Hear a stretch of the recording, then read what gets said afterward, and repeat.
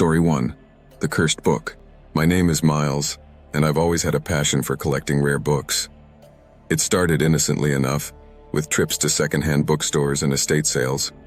But what I stumbled upon last month has left me questioning everything I thought I knew about the world.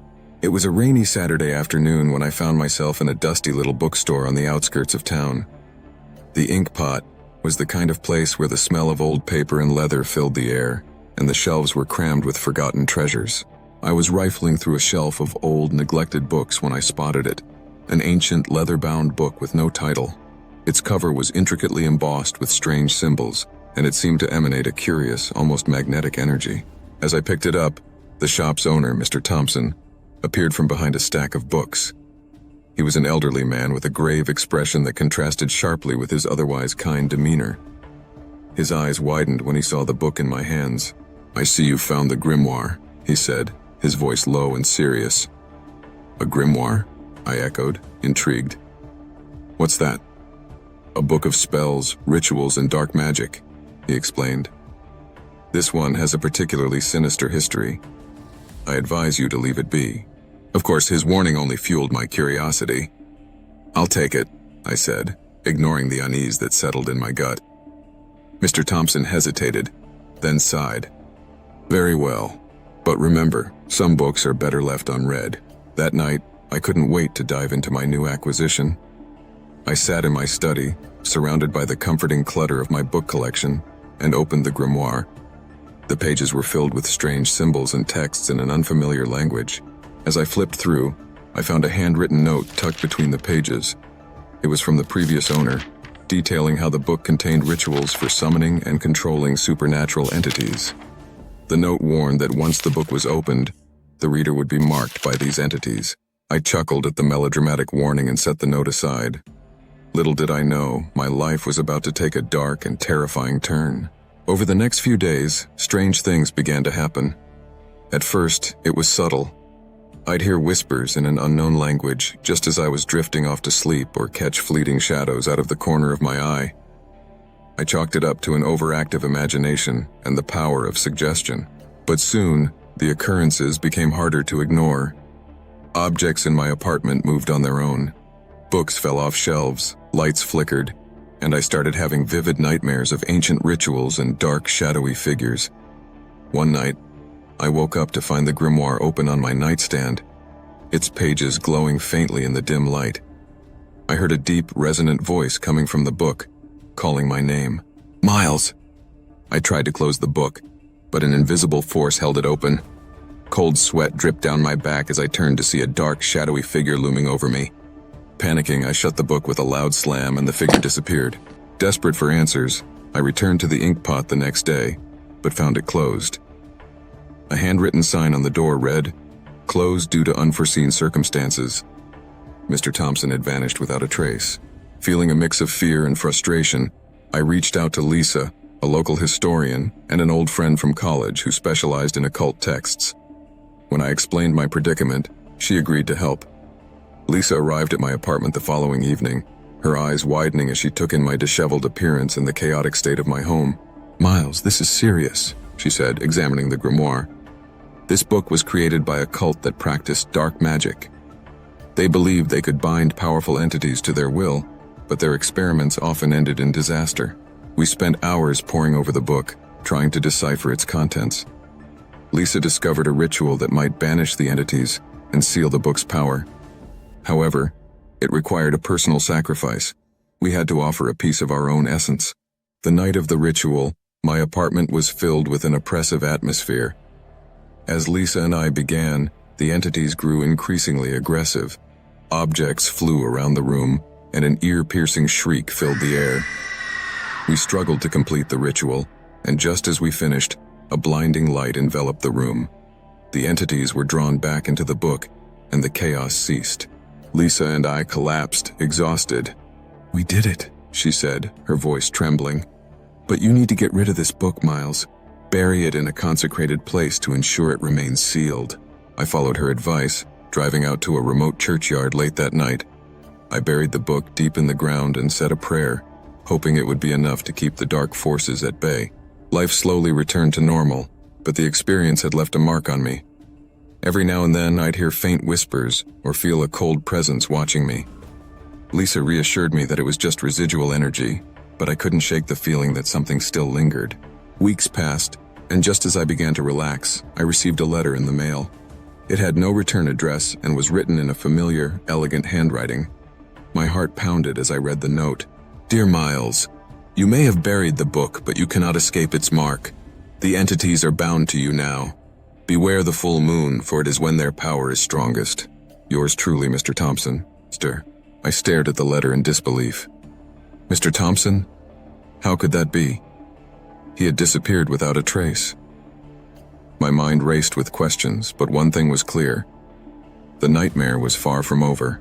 That night, as the full moon cast an eerie glow over my apartment, I felt a familiar chill in the air. The whispers returned, louder and more insistent. Shadows danced on the walls, and I knew the entities were back. I grabbed my phone and called Lisa, but the line was dead. Panic set in as I realized I was alone in this. The entities began to manifest, their dark forms filling the room. I could feel their cold breath on my neck, their voices in my ears. Miles! I knew I had to act quickly. Remembering a passage from the grimoire, I grabbed a piece of chalk and drew a protective circle on the floor. As I stepped inside, the entities recoiled, hissing and writhing in anger. For hours I stood in that circle, chanting the words I had memorized from the book. The room vibrated with dark energy, but slowly, the entities began to fade. By dawn, they were gone, and I collapsed in exhaustion. The next day, I met with Lisa. Together, we devised a plan to create a permanent barrier to keep the entities at bay. We gathered sacred herbs, holy water, and protective talismans, placing them around my apartment. It was a temporary solution, but it gave me some peace of mind. Still, the mark of the grimoire was something I couldn't erase. As the days turned into weeks, and weeks into months, I learned to live with the whispers and the occasional cold presence. It became a part of my reality, a constant reminder of the dangers that lurk in the shadows. One evening, as I sat in my study, I noticed something peculiar. On the wall where the shadows often danced, I saw a faint outline of a symbol from the grimoire. My heart skipped a beat as I realized it wasn't over. The entities were trying to break through again. I grabbed my phone and recorded a message for Lisa. If you're watching this, it means the barrier is failing. We need to find a permanent solution, something stronger than before. I'm heading back to the churchyard tonight to see if we missed anything. As I made my way to the churchyard under the cover of darkness, the air grew colder. I reached the spot where I had buried the book and started digging. Suddenly, my shovel hit something hard. I pulled out the grimoire, but it wasn't alone. There was another book, identical to the first, and inside, a note from Mr. Thompson. Dear Miles, the grimoire has a twin. You must destroy both to end this curse. Be warned, it won't be easy. Yours truly, Mr. Thompson. With renewed determination, I took both books and headed home. Lisa and I performed the most intense ritual we had ever attempted. As the pages burned, the entities screamed in agony, and the shadows writhed violently. The air crackled with dark energy, but as the flames consumed the books, a profound silence fell over the room. The ordeal had left us both shaken, but we knew it was finally over. The entities were gone, and the curse was lifted. Or so we thought. Months later, as I was sorting through old papers, I found another note in Mr. Thompson's handwriting. It was dated the day before I found the grimoire in the bookstore. Dear Miles, if you're reading this, it means I've failed. The curse is stronger than I anticipated. You must find the source, hidden within the oldest parts of the city. Only then can you truly be free. Yours truly, Mr. Thompson. My heart pounded as I realized our battle was far from over. The source was out there, waiting to be discovered. And with that revelation, I knew my journey into the shadows had only just begun.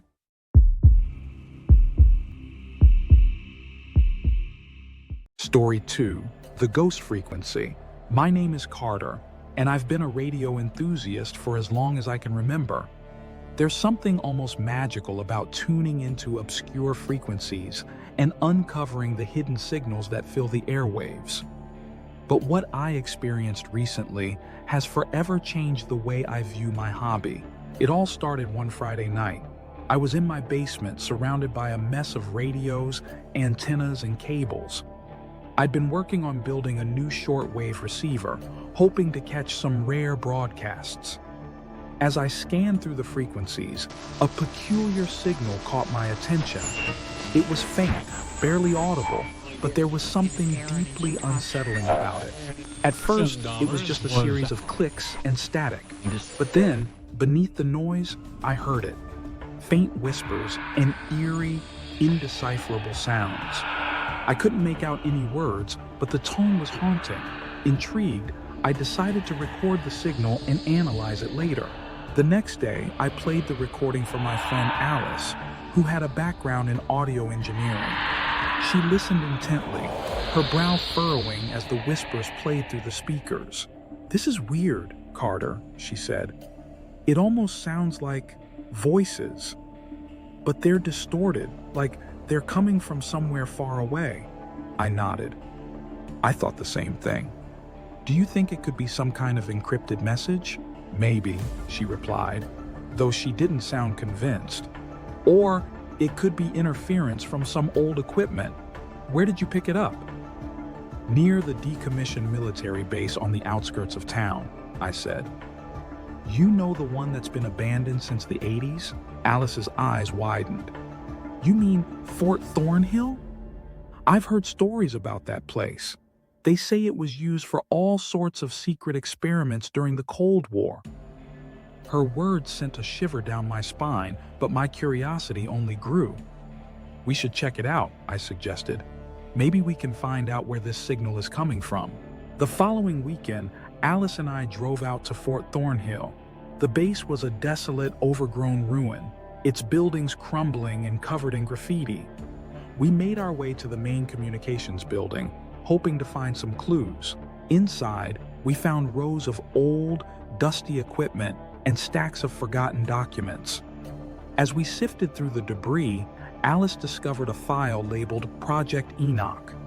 Inside were detailed notes about a top-secret experiment that aimed to communicate with the dead using radio waves. The project was abruptly terminated after several researchers experienced both psychological breakdowns and a few mysteriously disappeared. "This is insane," Alice said, her voice trembling. "They were trying to contact the afterlife using radio signals. No wonder the signal you found is so creepy." As we continued exploring, we found an old, rusted transmitter in a back room. It was still connected to a power source, and a dim light flickered on the control panel. My heart raced as I realized this could be the source of the ghostly signal. Without thinking, I flipped the switch to turn it on. The room filled with the same eerie static and whispers I'd heard before, but now they were louder, more insistent.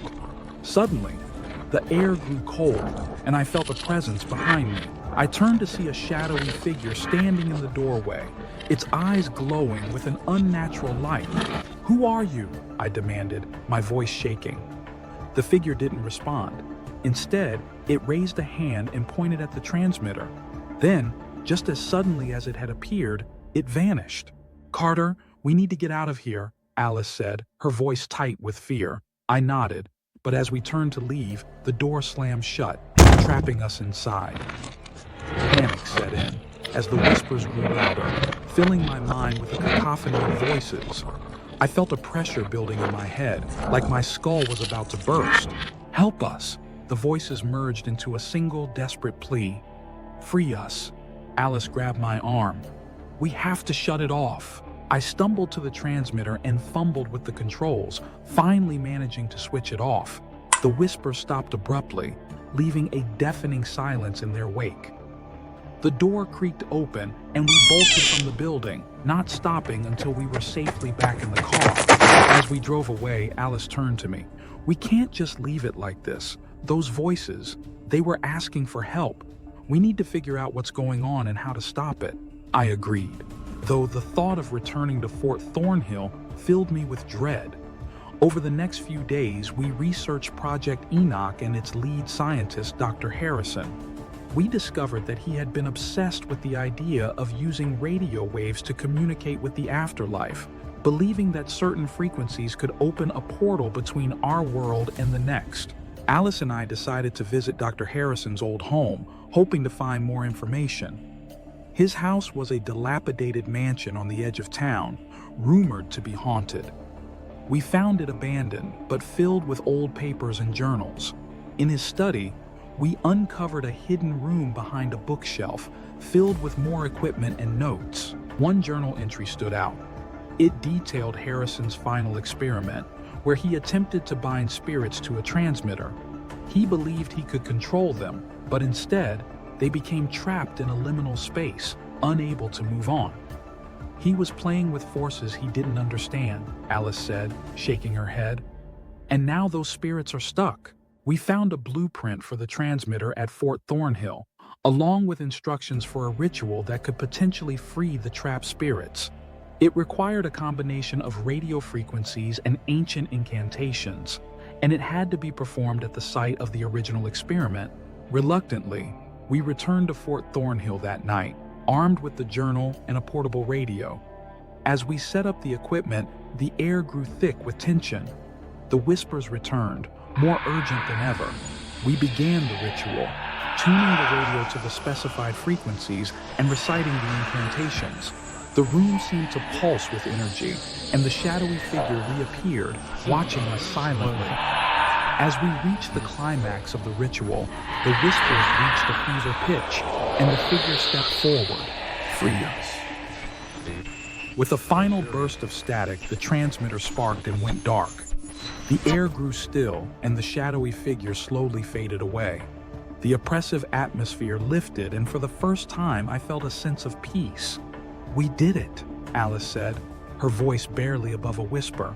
As we packed up our equipment, I found a small, old-fashioned radio tucked away in a corner. It was different from the others, with strange symbols carved into its casing. On a whim, I took it with me. Back home, I couldn't resist turning it on. To my surprise, it picked up the ghostly frequency immediately, but this time, the whispers were clear and coherent. "Thank you, Carter." My blood ran cold. How did they know my name? The radio continued. "You have freed us, but there is more you must do. The source is still out there, and its power is growing." Before I could react, the radio crackled and went silent. I stared at it, my mind racing. The source? What could be more powerful than the spirits we had just freed? I shared the message with Alice, who looked equally baffled and concerned. "It sounds like there's another layer to this," she said. "We need to find out what the source is and how to stop it."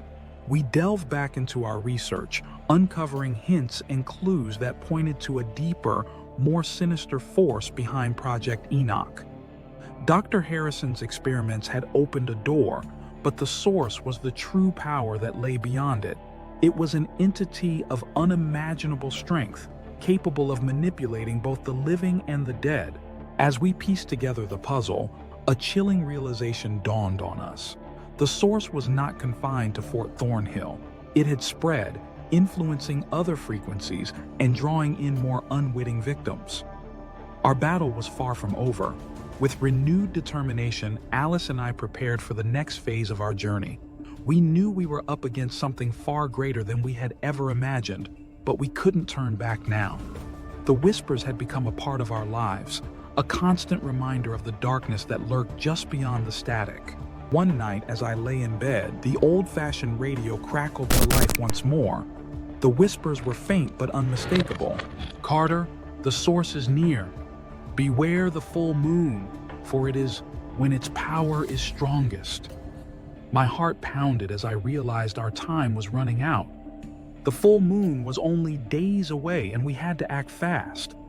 Alice and I gathered our equipment, ready to confront the source and put an end to its reign of terror. As the full moon rose, we returned to Fort Thornhill, guided by the whispers that had led us this far. The air was thick with anticipation, and the shadows seemed to dance in the moonlight. We knew this would be our final showdown, a battle that would determine the fate of countless souls. The whispers grew louder, urging us onward. We followed them to a hidden chamber deep within the base, where the source awaited. It was a pulsating mass of dark energy, radiating a malevolent power that sent chills down my spine. With the journal in hand, we began the final ritual.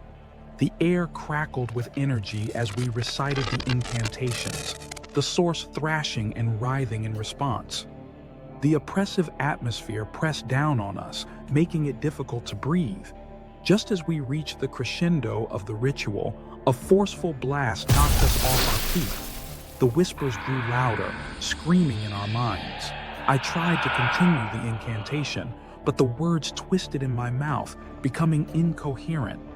Alice was struggling beside me, her face contorted in pain. The source seemed to be feeding off our fear, growing stronger with each passing second. "Carter, we need to get out of here," Alice shouted over the cacophony. I nodded, realizing that we were in over our heads. We scrambled to our feet and made a desperate dash for the exit. The shadows clawed at us, trying to drag us back, but we fought our way through. The whispers followed us, a relentless tide of despair. We barely made it out of the building, collapsing on the cold ground outside. The whispers subsided, but their echo remained in our minds. We knew we had failed. The source was still out there, its power unchecked. In the weeks that followed, Alice and I tried to return to our normal lives, but the memories haunted us. We couldn't shake the feeling that we were being watched, that the whispers were waiting for the right moment to return. The old-fashioned radio remained silent, but its presence was a constant reminder of the darkness we had encountered. Late at night, I would sometimes hear faint whispers in the static of my other radios. I knew it was only a matter of time before the source found a way back into our lives. The fear and uncertainty gnawed at me, a constant reminder that we had only glimpsed the true extent of its power. Alice and I stayed in touch, our shared experience bonding us in ways we hadn't anticipated. We continued to research, hoping to find a way to stop the source once and for all, but the answers eluded us. The more we uncovered, the deeper the mystery became. As the next full moon approached, Alice and I meticulously prepared for the battle ahead. We gathered every piece of equipment we thought might help: modified radios, frequency scanners, ancient texts, and protective charms. The weight of the task ahead was heavy, but our resolve was stronger. The whispers grew louder each night, their urgency a constant reminder that we had no choice but to face the source again. The night of the full moon arrived, and we made our way back to Fort Thornhill. The dilapidated base loomed ominously under the pale light, the shadows deep and foreboding. We headed straight for the hidden chamber, our steps echoing in the eerie silence. Inside the chamber, the source pulsated with dark energy, its power even more overwhelming than before. The air was thick with malevolence, making it hard to breathe. We set up our equipment quickly, the whispers growing to a deafening roar. This time, we had a new plan. We discovered that the source's power was linked to specific frequencies that resonated with the portal it had created. Our hope was to disrupt these frequencies using a combination of counter-frequencies and incantations. We began the ritual, tuning our radios to the specified counter-frequencies while reciting the ancient incantations. The room filled with a strange, otherworldly resonance, and the source began to thrash violently. The oppressive atmosphere intensified, pressing down on us with almost tangible force. Suddenly, the shadowy figure appeared again, more solid and menacing than before. It moved towards us with deliberate steps, its glowing eyes filled with malice. But we didn't stop. We couldn't. "Keep going," Alice shouted over the cacophony. "We're almost there." The whispers turned into agonized screams as the source fought back.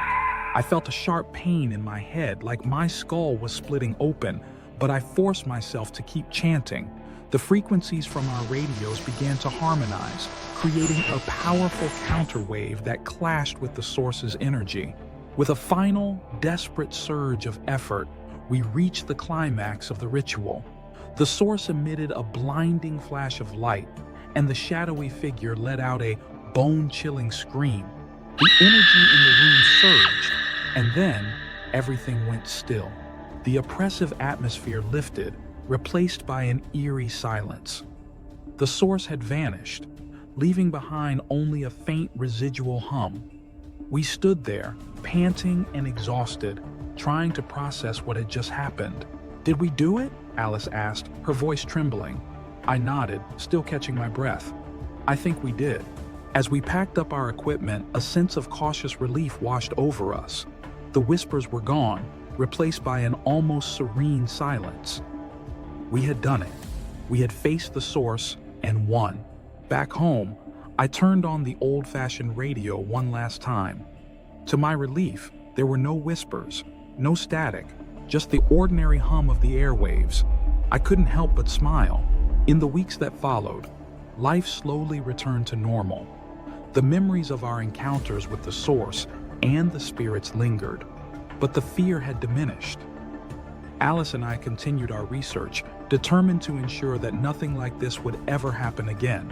One night, as I was tinkering with one of my radios, a faint familiar voice came through the static. "Thank you, Carter. You freed us." I smiled, feeling a deep sense of closure. The spirits were at peace and the source was no longer a threat. My love for radios had led me into the darkest depths of the unknown, but it had also brought me back. As I turned off the radio and headed to bed, I felt a sense of peace I hadn't known in a long time. The whispers were gone, and the night was silent. For the first time in months, I slept without fear, knowing that the shadows no longer held any power over me.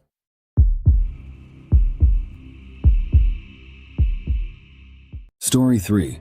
The Cursed Laboratory. My name is Jason, and what I'm about to tell you is not just a story, it's a warning. A warning about the dangers of curiosity, the perils of ambition, and the sinister forces that lurk in the shadows of our world. It all began innocently enough, in a place that should have been dedicated to the pursuit of knowledge, the laboratory. Aiden, Anna, Brian, and I were graduate students at the prestigious Evergreen University, enrolled in the Advanced Biology program. We were eager, ambitious, and perhaps a little naive. Our advisor, Dr. Brooklyn, was a brilliant but enigmatic figure, renowned for his groundbreaking research in genetic engineering. One fateful day, Dr. Brooklyn approached us with an offer that seemed too good to be true, the opportunity to assist him in his latest experiment. He spoke of unlocking the secrets of the human genome, of curing diseases thought to be incurable, of revolutionizing the field of medicine. We jumped at the chance, eager to make our mark in the scientific world. Little did we know that we were about to step into a nightmare from which there would be no escape. The laboratory where Dr. Brooklyn conducted his experiments was unlike any I had ever seen. It was a labyrinth of sterile white corridors, filled with the hum of machinery and the scent of chemicals. Strange symbols adorned the walls, and an air of unease hung heavy in the air. As we delved deeper into Dr. Brooklyn's research, we uncovered unsettling truths about his methods. His experiments were not just groundbreaking, they were reckless, dangerous, bordering on the edge of madness. He spoke of tampering with the very fabric of life itself, of playing God in a realm where mortals dared not tread. Despite our misgivings, we pressed on, driven by a combination of ambition and naivety. We believed in Dr. Brooklyn's vision, in the promise of a better future. But as the days passed, cracks began to form in our resolve. Strange things started happening in the laboratory. Equipment malfunctioned inexplicably, samples disappeared without a trace, and eerie noises echoed through the corridors late at night. We dismissed them as mere coincidences, the product of overactive imaginations and long hours spent in the lab. But then Anna fell ill. At first we thought it was just a case of the flu, nothing more than a minor inconvenience. But as her condition worsened, we realized that something far more sinister was at play. She began experiencing hallucinations, seeing things that weren't there, hearing voices whispering in the darkness. We tried to get her help, but Dr. Brooklyn brushed off our concerns, attributing her symptoms to stress and exhaustion. He insisted that we continue our work, that we were on the verge of a breakthrough that would change the course of history. But deep down, we knew the truth. The laboratory was cursed, and we were its unwitting victims. As Anna's condition deteriorated, the rest of us grew increasingly desperate.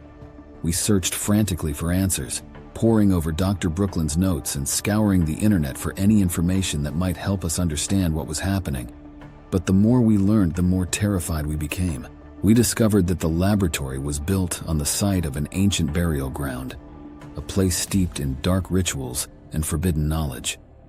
Dr. Brooklyn had uncovered something buried deep beneath the earth, something that should have remained undisturbed, and now it was exacting its revenge.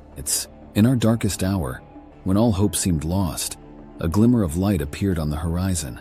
A former colleague of Dr. Brooklyn's reached out to us, warning us of the true nature of his experiments. He spoke of a hidden agenda, of a mad scientist driven by a lust for power and control. Armed with this newfound knowledge, we confronted Dr. Brooklyn, demanding answers. But he was unrepentant, his eyes filled with a cold, calculating madness. He spoke of sacrifices made in the name of progress, of the greater good outweighing the needs of the few. But we were no longer willing to be pawns in his twisted game. We turned our backs on him, vowing to put an end to his madness once and for all. And so, armed with nothing but our wits and determination, we embarked on a quest to uncover the truth behind the curse that had befallen us. We delved into the darkest corners of the laboratory, facing horrors beyond imagination. But the deeper we went, the more we realized that the curse was not just confined to the laboratory. It had spread, infecting the very fabric of our reality, twisting and distorting everything it touched. We were forced to make a choice to flee and abandon everything we had worked for. And a few months ago, Anna, Brian, and I decided to drop out of university as we could not take it anymore. We tried convincing Eden, but she had always aspired to become a scientist and was not willing to drop out. We tried keeping in touch till a few weeks ago, but her cell phone number seems to have changed. As I reflect back, I can't help but feel a sense of guilt for what happened to my friends. If only we had been more cautious, more skeptical of Dr. Brooklyn's promises.